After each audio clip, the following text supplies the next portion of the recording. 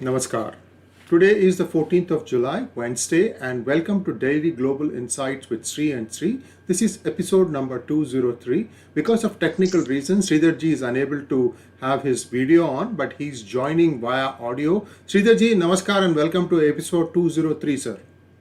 Namaskar. Good morning to everybody. My apologies, I'm on audio rather than video, but looking forward to the next 20 minutes. Yes, sir. And let's go into global news. Indonesia overtakes India to become COVID epicenter in Asia, and Vietnam to tighten grip on Facebook and YouTube influencers. So this thing is now making the rounds from country to country, sir. And now both COVID as well as social media curbs. Yes, they seem to be having a common contagious epidemic. And there seems to be always somebody, there is a carrier. And that seems to be, no pun intended, but that seems to be the indication. It's quite sad in Indonesia that they are seeing the rising cases resulting from probably more inflow of people. So more tightening of controls is going to happen. It's also a warning to many countries which are trying to take this Delta variant, a little bit easy. As far as Vietnam is concerned, you can see anywhere, where there is a grip on power, and the grip needs to be loosened, especially Vietnam, putting up a red flag to China. Whenever you have a red flag to China, there seems to be coincidental, but there seems to be some activities that prop up. But I'm glad that, Vietnam is combating early on. And Biden is going to warn US companies the risks of operating in Hong Kong.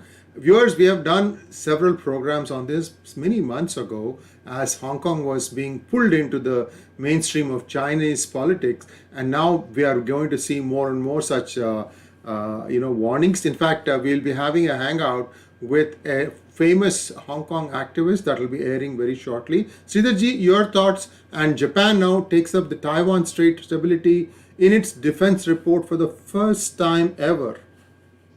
Well, I think first on Hong Kong, as you rightly mentioned, we have had several discussions on this topic.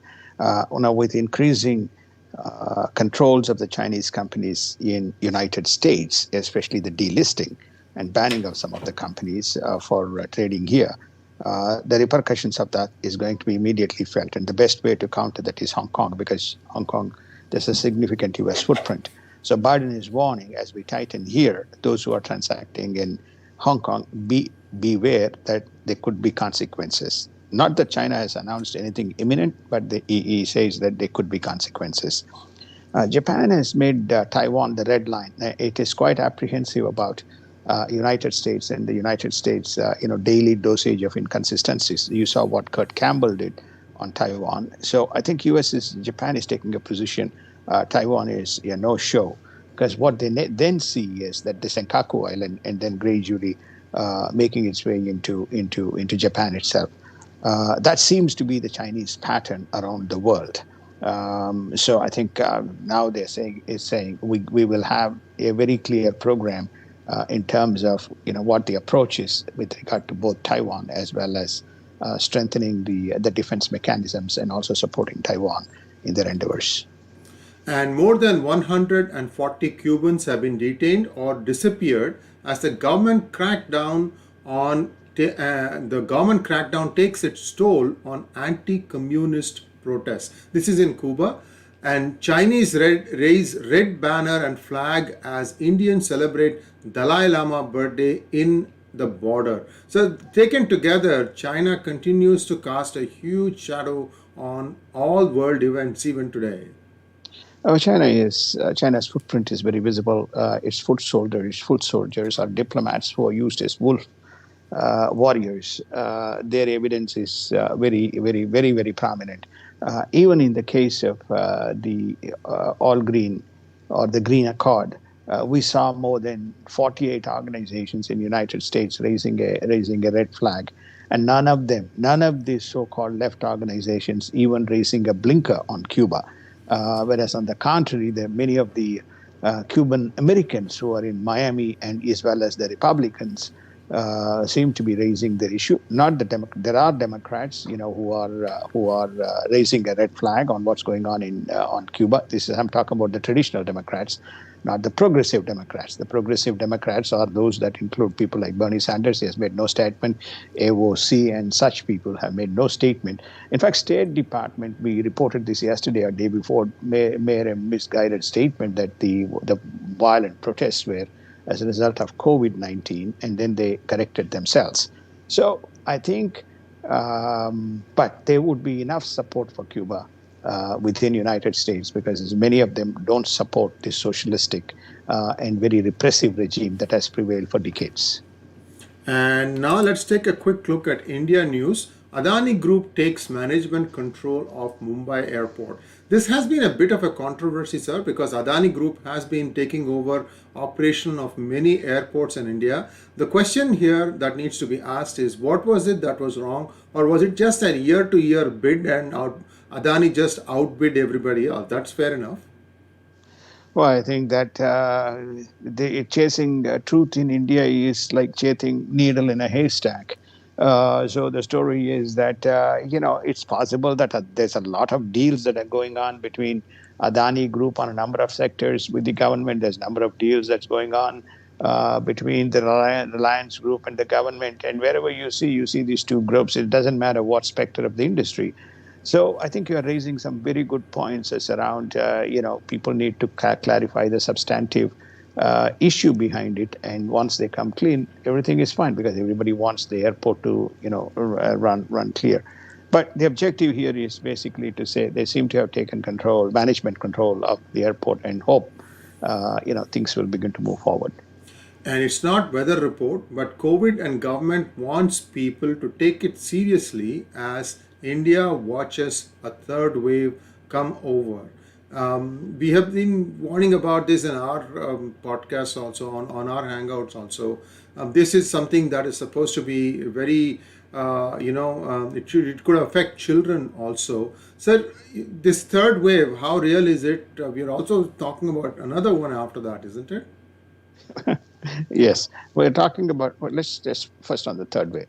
10 countries were identified. India is one of them, right? So India, UK, US, Indonesia,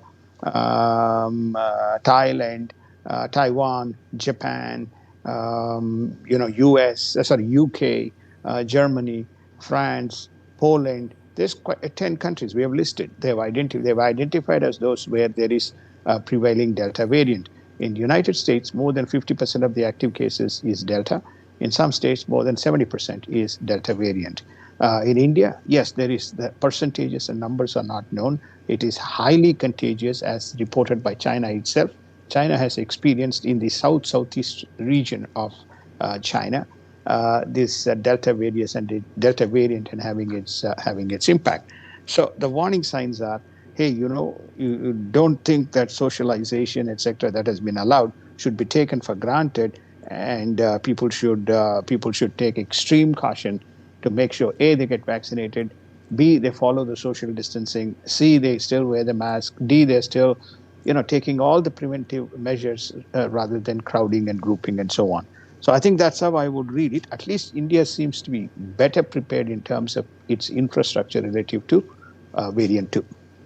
And Indians stranded in Chabahar seek government help in repatriation. The Chabahar port is in Iran. What is the problem in Iran?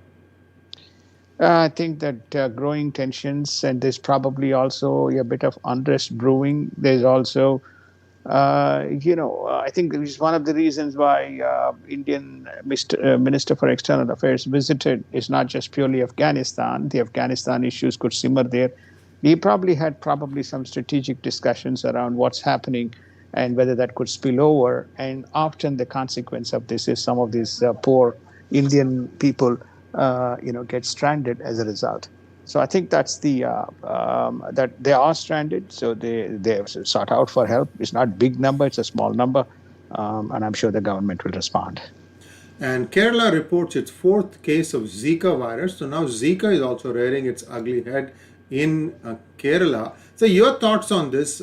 Is Zika to be taken seriously as bad as COVID, or it's just one of those things that we have experienced before and know how to handle it? I think Zika is it's much more what you call venomous relative to, or much more fatalistic relative to the others. But that's the story. So I think the fact that there's a fourth case, the fact it is concentrated around one state, the next thing that happens is when you have tourism, then when you have travel, it begins to make its way. So people are alerting that there is Zika virus around. So what precautions that one needs to take. And as India takes charge of UN presidency, Foreign Secretary heads to US for consultations. Is India going to be heading the UN presidentship? Who is going to be the person who is going to be doing that, sir? I Not mean, yet. I think that that name the name will be probably announced soon, or if it has not been already been announced. But the important thing here is the why the foreign secretary is visiting is basically to make sure the generic policies of the government are one thing kept in mind, but the presidency also to advise, because there's a lot of very important global issues that are likely to come up in the P15 or P5 plus 10. Um, uh, so therefore, they are probably prepping and also meeting with some of the other diplomatic representatives to see how many of the contentious issues that are likely to come up during this period is addressed by India in its role as a president for a short period of time. amid Taliban surge, India's External Affairs Minister will be meeting Tajik and Uzbek leaders. So this is, I think, is he stopping by their capitals, or where is the meeting happening, sir?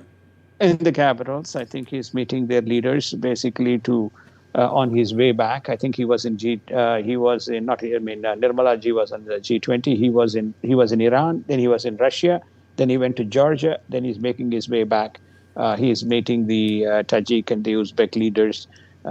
Because they are going to be, there has to be a coordinated effort in Afghanistan in terms of what is happening. Yesterday or day before yesterday, the news filtered yesterday that Taliban did not lose any time. They executed 20 commandos of the Afghan armed forces. So you can begin to see When they were that surrendering. when they were surrendering. So you can begin to see, the behavior pattern repeat. This is by all circumstances, as people have been raising hue and cry in the United States, this is going to be another back to slaughterhouse, barring 20% of the area. Effectively, Taliban controls pretty much everything. And let's now take a quick look at United States news. Texas Governor Abbott says Democrats who fled the state will be arrested upon return. The special session will go on. Crenshaw slams the Democrats who fled to DC in a private plane. We touched upon this yesterday. Since then, we've seen them fly out to DC. There were pictures and everything. And now the Texas governor is saying they are going to be arrested upon return. What is it that they did that caused them to be arrested, sir, when they come back?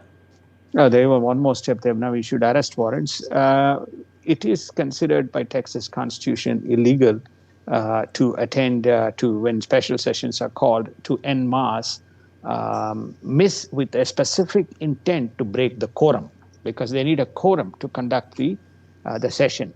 So by making an announcement and by flying in a chartered plane, according to at least the Texas governor, they have infringed law, and they passed a resolution as well to that extent. And so they have issued an arrest warrant for breaching their responsibility. Of course, Democrats will say that we have committed no crime. Well, that's up to the courts to decide as to how this warrant and arrest is handled by the Texas administration. And who's Crenshaw, sir? Crenshaw is another Republican House member from Texas. And so we'll see how this thing plays out. Very interesting. We might tell you that Texas is one more purple state. And in case you're wondering what a purple state is, a purple state is something that can either go red or blue, or is in the process of flipping from one color to the other. And anyway, there's a lot of this stuff in my book, Who's Painted My State Purple. House Majority Whip James Clyburn warned the defund police movement is a chokehold around the Democratic Party and is costing them elections. Sane voices in the Democratic Party and House representatives seem to agree. Defunding police movement is a non-starter even among black people. Homicides and crime rates continue to rise across major American cities. We've been telling you about this. In fact, there are no-go zones in places like Portland that the police can't even still go. And we also talked to you about what is happening in San Francisco. Sridharji, now this defunding police is a nonsense that you have never been even taken, given the seriousness that it is now getting. But when is this madness going to stop, sir, in your opinion? Well, you see, everything, everywhere. One must look at the subject in holistic and contextually. This has been going on since pre-elections. Let's be very clear. It's been Right. going on in pre-elections, right? You saw that, as you rightly said, we had Seattle, we had Portland, then we had, we spilled into Chicago. Then we saw this in Minneapolis. To some extent, we saw the evidence of it in D.C. And then we saw it in New York. There are various types of movements and, going against the police and the police movement and the policing policies. So the question, therefore, is people keep asking, oh, Biden was asked to clarify what's his stance. Well, Biden can clarify, I am for it or I'm against it. That's okay. But the fact is that no enforcement has happened and mass resignations are taking place of the police, puts fair and square responsibility and accountability under his feet. Right? That's the first point. He has to basically tell his troops across the states. Mind you, this is a state subject. This is not a federal subject. Though the policy, they are trying to take it at the federal level and come up with rules and framework as to how policing should be done in the states. While they wash off their hands in terms of the specific events happening around the states, I appreciate and applaud Clyburn coming up and saying, it's time the Democrats stop this, because the reason is if they don't, they're going to lose the elections. That's one thing. And second, when I talk to my own communities, the community are saying, we need peace. We don't need crime. We don't need crime and we don't need homicides happening where we live.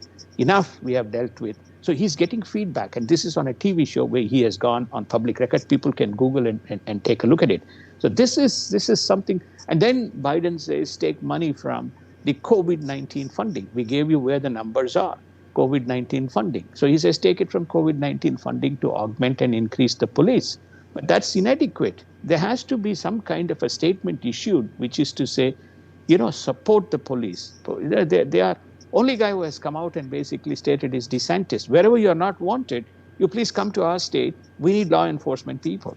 So I think it is much more than being, I'm accountable, I'm not accountable, I made a statement, I didn't make a statement, all this nonsense. They have to take this issue up and bring law and order to various states where this is becoming a problem as a daily living. People have to live here. People have to live in specific cities to understand what this is, rather than, speculating what it can be based on where they don't live. And I might as well add that all these states have Democratic governors, and I think DC also has a Democratic governor. I could be wrong about that. But Biden plan for broadband internet is getting pushback from more major companies. Of course, there's no money in it for them if he makes a broadband plan which is like fixed rate or something like that. So your thoughts?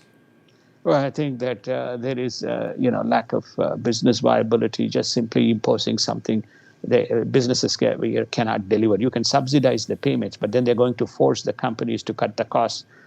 Remote locations, where there's very thin population, there's a cost of rolling this out, and the businesses are saying, hey, we need to get this thing together and don't just impose, and let at least cover the costs. And a federal judge blocked Tennessee law requiring public places to post a sign outside restrooms warning of transgender usage. I'm trying to wrap my head around this, sir. I haven't seen a sign yet, at least in California, about these. What is this judge talking about? Basically, what's happened is as you can see, this is in Tennessee, in one of the malls or somewhere. There was yes, a sign which says that this is a gender neutral toilet, and there was some kind of an incident, which nothing adversarial, but you can imagine if you have a gender neutral toilet. So the question is that so people have raised a hue and cry, and the arguments were made that suppose you take this out, it affects the morale of the transgender people. So therefore, that was the plea that was made, and the federal judge blocked it. And Ben Carson says that he's glad Democrats are pushing critical race theory and it is waking people up. Ben Carson is a Republican, right? Ben Carson is a Republican, yeah. I mean, he's one of those few Republicans who happen to be African American. And in fact, he ran for president in 2016, if I remember correctly. So, your thoughts?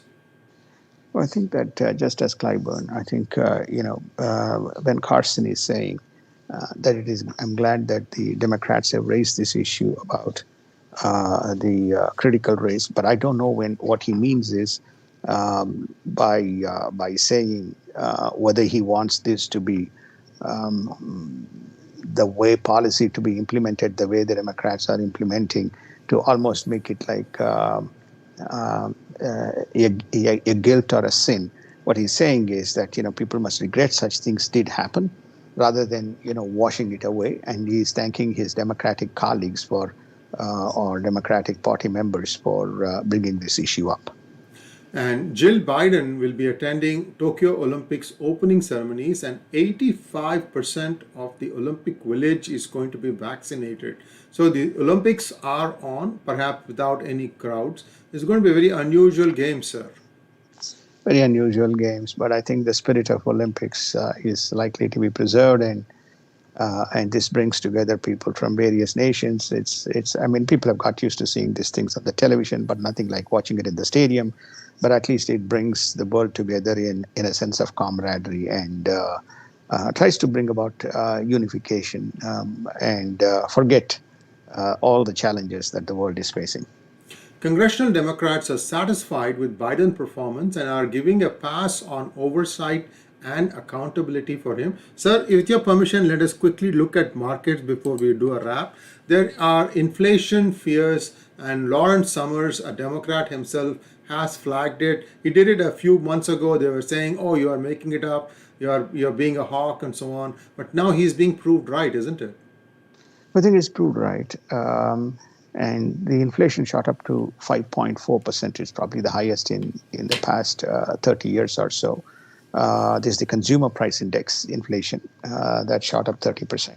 That's up 5.4%, which is having a big impact, especially in gas and food prices. But the general belief still is that this is a temporary phase, and that we will be able to weather this storm as we get past 2021 into 2022. There is tremendous amount of supply shortages, and there is tremendous amount of liquidity in the system, which is causing this asymmetric inflationary pressure. At least this is the belief, based on the data that the central bank said, based on the data that Fed and others are showing. Others are saying the markets have not reacted adversely, though it was down a little bit yesterday, and to this new inflation number. And I am standing in front of another iconic Silicon Valley company, Tesla. And the reason I'm standing in front of it is because Tesla is one more company that is moving its headquarters from Silicon Valley to Texas. We talked about Oracle yesterday. So many of these companies are moving away from Silicon Valley, and the prime reason that is believed to be the wokeism that spread into the office campuses here, and they're very concerned that this might, of course, cost is always the most important thing, but also there's a woke culture that is taking root, and many companies feel like it is something that might be detrimental to the overall functioning of the company. This is only something that I'm hearing from people. It's not an official statement, but I'm just observing that there is something happening in the Silicon Valley, and we as Silicon Valleyites need to take cognizance of that. Sridharji, thanks for joining us remotely. And viewers, we apologize for not getting the video feed of Sridharji, but your audio came through perfectly clear and loud, sir. Thank you very much. Namaskar, and see you tomorrow, bright and early, as usual. Thank you. Thank you so much. And thanks to everybody for putting up with this bit of inconvenience, and have a wonderful day. And we look forward to be back, live in person tomorrow morning. Thank you, sir. Namaskar.